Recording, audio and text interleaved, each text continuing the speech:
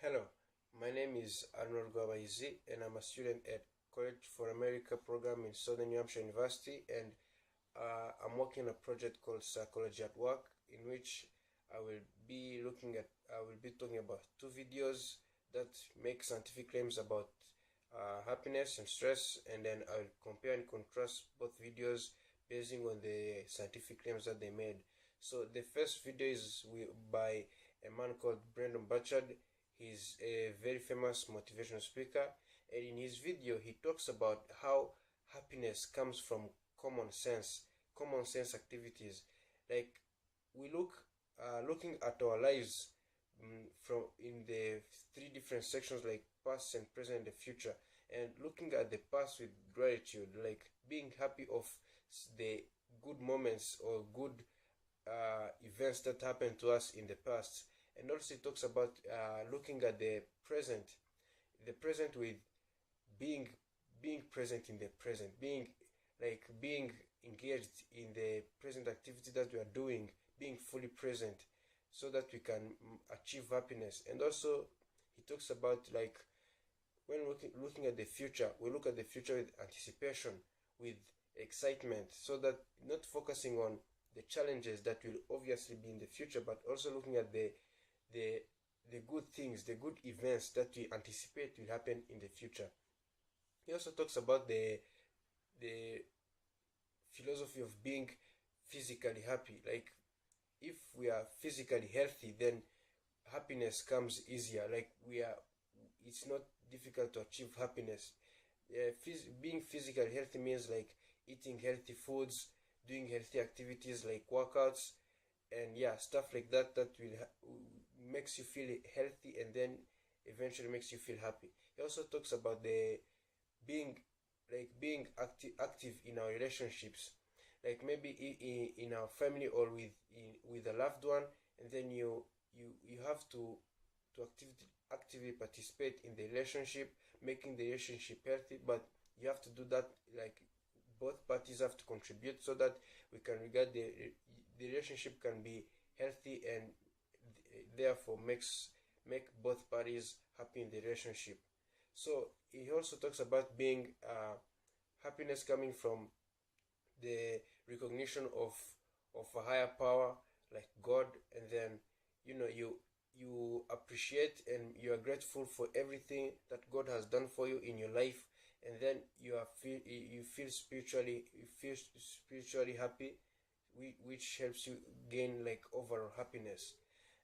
The second video is by a lady called Sonja Lubomirski. Sonja is like she's a researcher and she's a scientist who specializes in the psychology of different things in life, including happiness. And she starts with the video with the Chinese proverb, which says that if you want happiness for an hour, you take a nap. If you want happiness for a day, you go fishing. If you want happiness for a month, you get married. And if you want happiness for a year, you inherit a fortune. And then if you want happiness for a lifetime, you help someone else. So her video is mostly focusing on happiness coming from the the feeling of helping others, helping other people, helping the people around you.